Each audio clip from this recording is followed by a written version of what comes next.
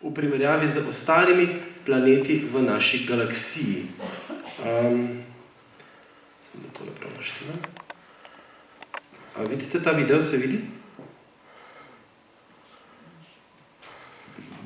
Ok. Se pravi, kako veliki so ti objekti, ki plavajo v našem vesolju danes?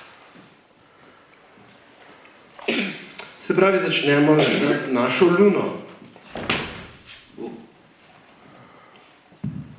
Potem so te planeti, ki nas obkrožajo. Merkur, Mars, Venera, naša Zemlja. In smo tle. To je Neptun, Saturn in pa Jupiter. Pa so pa še planeti, ki jih sploh ne poznamo. In to je vse v naši galaksiji, veste. Sonce, to je tukle veliko. In naprej. Jih nam niti navajajo, ker je brez vede sem, poglejte si jih.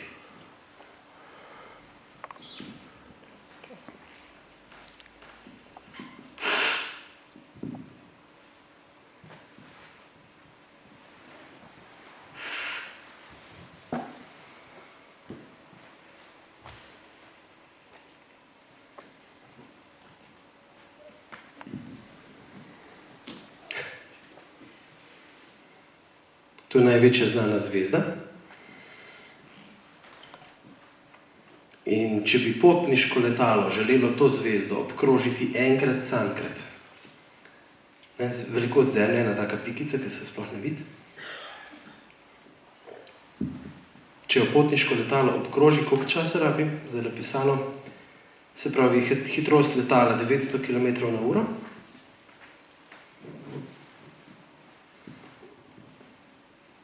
1100 let, da pride enkrat okrog te zvezde.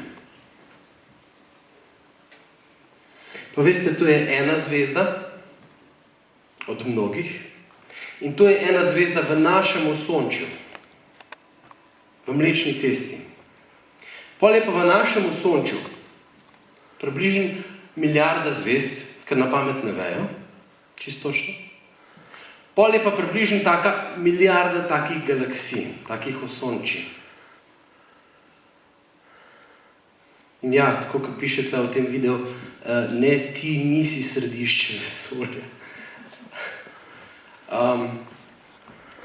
Zato je tako pomembno, da vemo, kakšna je zgodba, katere del smo. In zato je tako pomembno, da vemo, kdo je Bog, o katerem mi v okviru naše zgodbe govorimo. Ki je ustvaril tole. Pol ne samo ta velikost vesolja. Kako to, da karkoli obstaja in ne raje nič? Malo sem študiral filozofijo pa teologijo, se opravičujem, in pol to dvoje mi malo ven seka, no.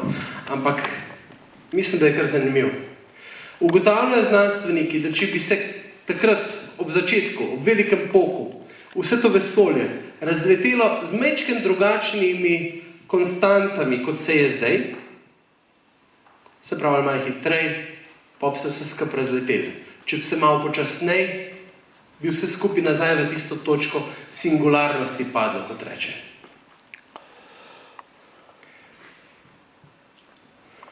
In pa si rečeš, ok, kako to, da sem jaz na svet? Kako to, da sploh je svet? To je ta makrokozmos.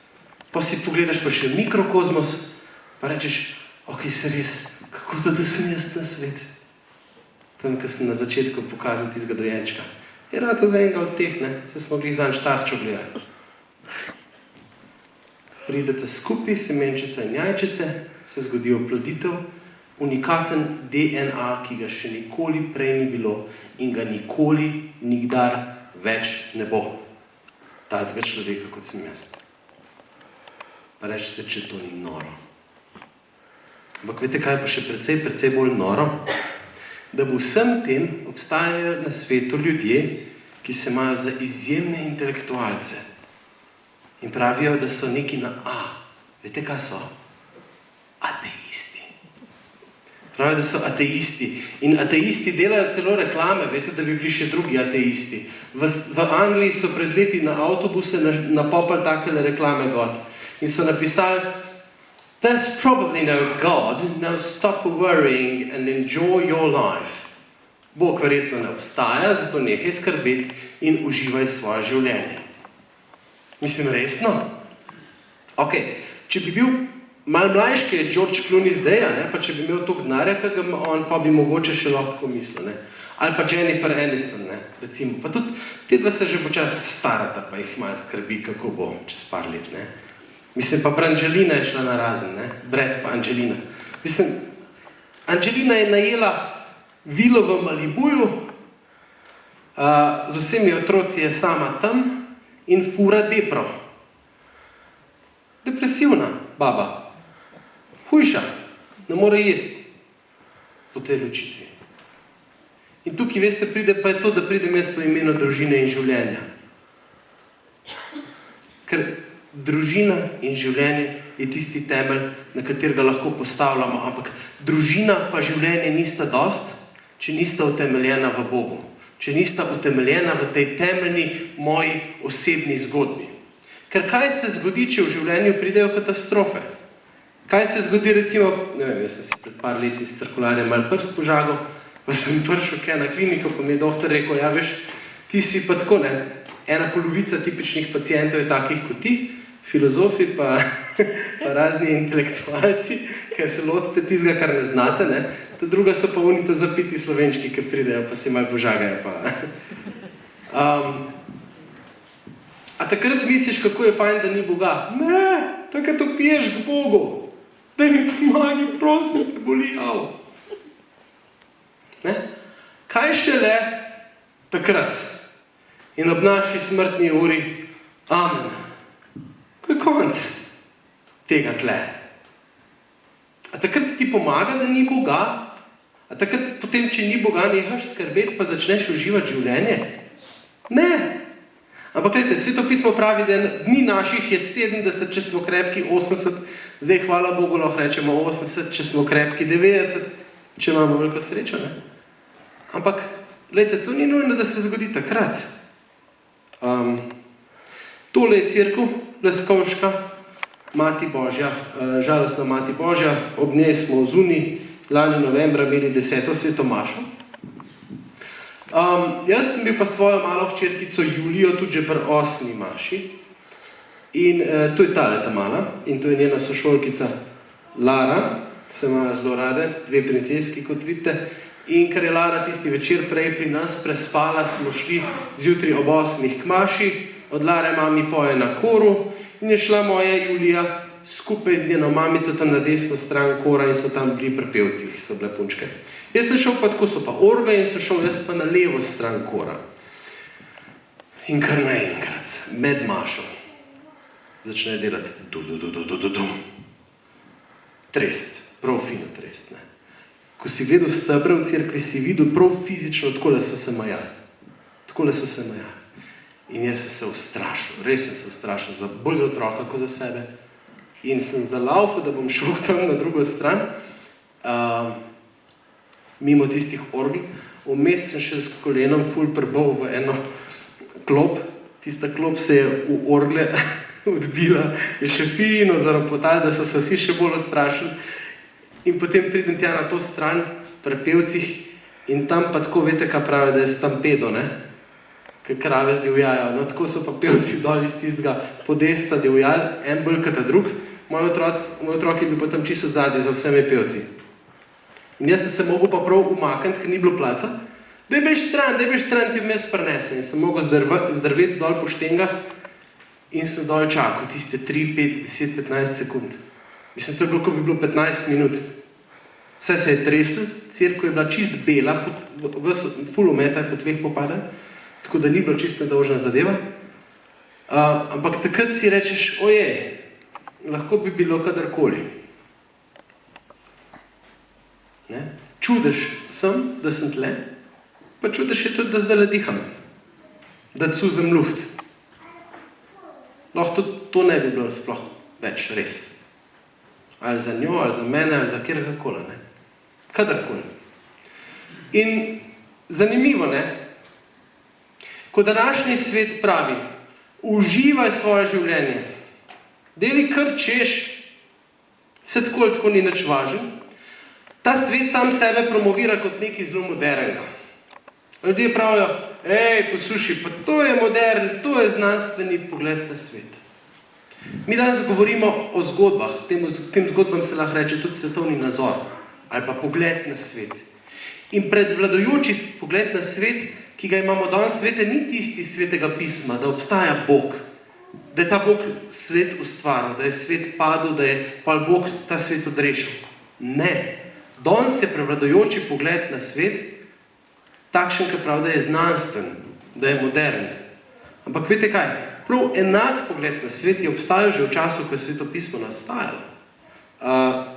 Ne vem, če mogoče niste ljubitelji srbske muske pa riblje čorbe, ampak včasih so peli, da je na zapadu ništa novo. So povzeli po Hamletu, ne, da na zahodu da ni nič novega v Danski, deželi Danski. Ne. In gledajte, Epikur je že 4 stoletja pred Kristusom rekel, vesolje obstaja, kako je nastalo, tega ne vemo. Vemo, da ga obvladujejo neki neosebni zakoni in da pač ti moraš živeti tako, da se kar najbolj znajdeš. Se sliši znano? Tako kot danes, ne? Isto. Ista zgodba. In potem ti prodajajo uživaštvo. Čim bolj uživaj. Tlele, veste, na reklami piše, udobja ni nikoli preveč. Pa tukaj le takoj, ko se ozreš okrog, ogromno reklame. Mi se ne zavedamo, kako zelo ta svet in njegova zgodba, njegov pogled vpliva na nas, kristijane danes. Nimamo pojma, kako zelo na to na nas vpliva.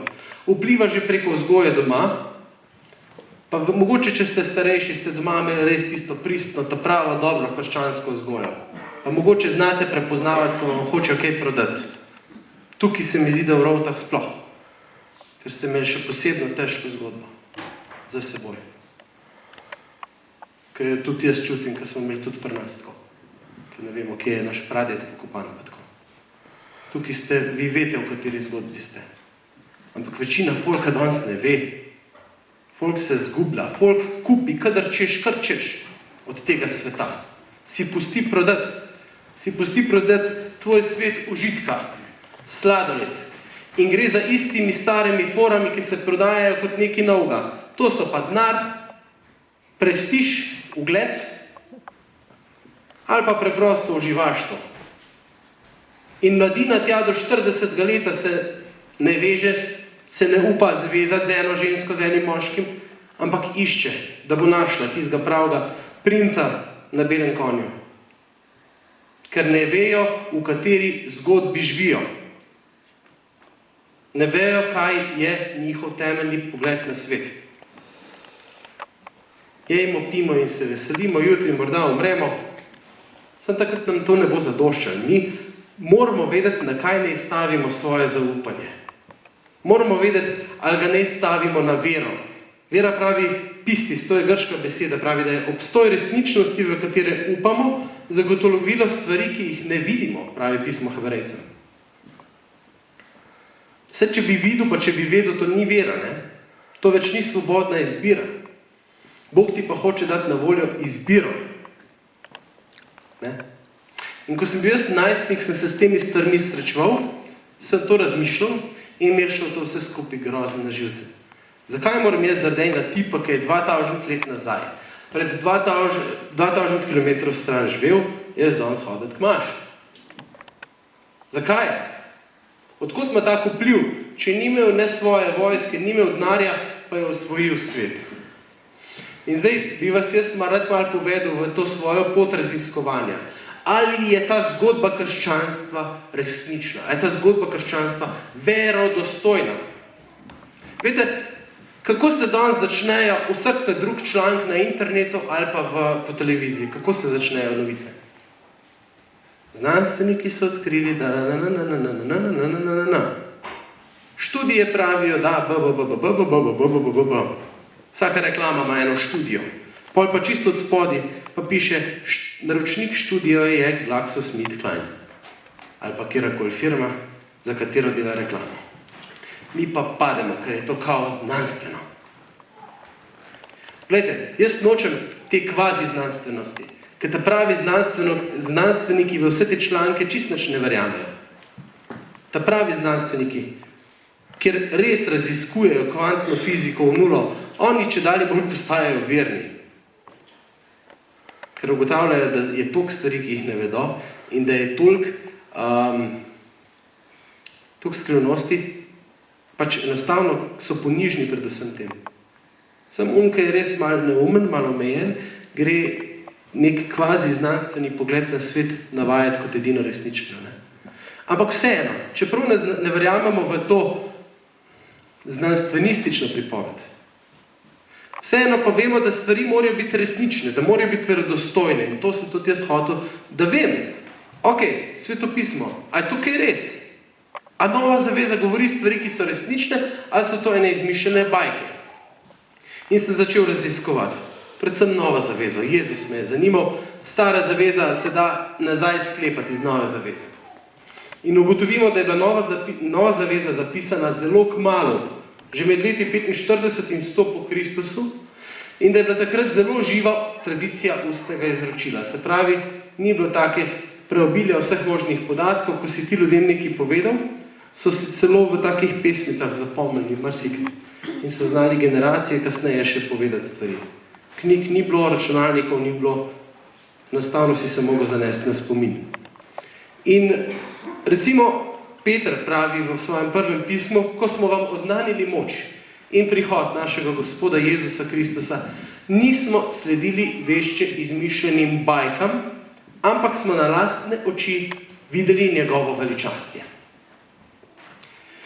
In če danes pogledamo res z znanstveno metodo, če pogledamo, kako je s temi antičnimi knjigami, kje Nova zaveza stoji v primerjavi z ostalimi knjigami iz antike. Vem, da se slabo vidi, ampak bomo zbrali eno, kar najbolj poznamo, recimo Platona. Platon je ena najbolj gotovih knjig v antiki. Nastala je tam nekje, Platonova dela so nastala tam nekje 400 pred Kristusom. A veste, odkdaj so prvi izvodi, ki jih imamo danes? Iz leta 900 po Kristusu. Ta že 500 let razlike, lepo prosim. Ta že 300 let razlike, recimo, no? Ampak ogromno let razlike. In za Platona obstaja danes 7 kopij. Ampak iz tistih 7 kopij se da reči, ok, ti Platonovi teksti so verodostojni. Zdaj, za Novo zavezo vsi rečejo, ne, to so pravljice, to so bajke, to so izmišljotine. Ampak gledajte, Nova zaveza, kot sem rekel, je nastala tam nekje 50 pa do 100 po Kristusu. Prvi izvodi, ki jih imamo, pa ne celih knjig, ampak gledajte, tole, ko bom nazaj pokazal, takile fragmenti se jim reče. To so koščki, a ne, besedil, to obstaja že iz leta 114, tam malo po letu 100. Še danes obstajajo kosi. Cele knjige Nove zaveze obstajajo iz leta 200 po Kristusu. Torej tam nekje v roku 100 let mi že danes imamo rokopise, ki obstajajo. In teh rokopisov je samo v grščini 5000. Če se štejemo še vse druge možne jezike, je tega okoli 20 000. In se da vse med sabo primerjati. In ko imate Novo zavezo pred sabo, vidite, da piše tam ABC od spodaj pri nekaterih, če ste kaj brali. Ne? To pomeni, da eni rokopisi mečkaj drugače pravijo, ampak ta glavne stvari pa držijo kot pribite. In je Nova zaveza najbolj verodostojna knjiga iz antike. A ni zanimivo, da danes tega otrok ne učijo v šolah? A mogoče mislite, da zato, ker govorijo o čudežih? Vse knjige iz antike govorijo o čudežih. Dobro, če je Nova zaveza verodostojna, kdo je pol ta Jezus, o katerem govori? A je podoben kot drugi, kot Buda, Mohamed, Konfuci? Ali je kaj drugačen? Finte v tem, nobeden od teh drugih fantov ni o sebi nikoli trdil, da je Bog. Sploh pa ne v kontekstu judovstva oziroma monoteizma. Tiste vere, kjer samo v enega Boga verjame. Jezus je rekel takole, jaz in oče sva ena, jaz sem luč sveta, kdor hodi za menoj, ne bo hodil v temi, ampak bo imel luč življenja. Nihče ne pride k očetu drugače kot po meni. In ljudje so mu rekli, kdo si ti, da se boš delal Boga? Kam ne tega? Po Mojzesovi postavi, veste, kaj je bil najhujši greh? Če kdo spal z katero drugo ženo? Ne. Kaj je prva zapoved od 10 zapovedi? Veruj v? Koliko bogov? Enega Boga. To je bila čista prva in ta glavna stvar za Žide. Potem ti pride pa en Tipson in kaj pravi? Jaz sem pa tudi Bog. Kazen po Mojzesovem zakoniku, predvidena za tako trditev, je bilo kamenjanje. In v Markovem evangeliju in še drugod imamo navedeno, da so ga hoteli kamenjati. Zaradi katerega od teh dejanj, ki sem jih storil, me želite kamenjati, prav Jezus na enem mestu. Pa pravijo, ne zaradi teh dejanj, se pravi, ne zaradi tega, ker delaš čudeže, ampak zato, ker si ti, ki si človek, se delaš Boga. To je bilo najhujše, kar je on lahko tam naredil. On je bil zaradi tega križan. Judje so bili pod rimsko okupacijo in niso mogli sami usmrtiti, pravno. Oni so pač dali Rimljanom, da so to opravili na mesto njih. Ampak zaradi tega, tudi pri sojenju, vpraša on veliki duhovnik Jezusa, kaj reče? Si ti sin najvišjega, pravi Jezus, jaz sem. On raztrga svoja oblačila v znamenje, da je slišal Bogo kletje. In pravi, kaj potrebujemo še prič, sam je rekel. To je bistvo. Da je ta Jezus, ki je prišel, kaj danes folk reče? Saj Jezus je okej, ne? Cirkev pa brez veze. Jezus je veliki verski učitelj, tako kot marsikjer drug. Tako kot Mohamed, kot Konfucij, kot Buda. Ampak gledajte, Jezus nam te opcije, da je veliki verski učitelj, sploh ni pustil. Te možnosti nam ni dal. On pravi, a je to res, da sem veliki verski učitelj? Ali sem za okolje, ali pa za kakšno institucijo, ker se mi je malo strgal, ali pa ljudi za nalaž zavajamo. Zdaj pa kjergakoli ateista boš vprašal, nobeden ti ne bo rekel, da je Jezus žleht, a je tako? Bojo vsi rekli, da je bil dober človek. Njegova etika, govor na gori, blagri, edinstveno v zgodovini. Zdaj sem poslušal po radiju, so rekli, ja, če bi vsi upoštevali tisto Jezusovo zlato načelo, pa bi bilo na svetu vse v redu. Se pravi, okej. Nesramen pa žleht ni bil, ljudi ni zavajal. Poleg tega je izpolnil več kot 300 prerok, ki so v stari zavezi govorile o Mesiju.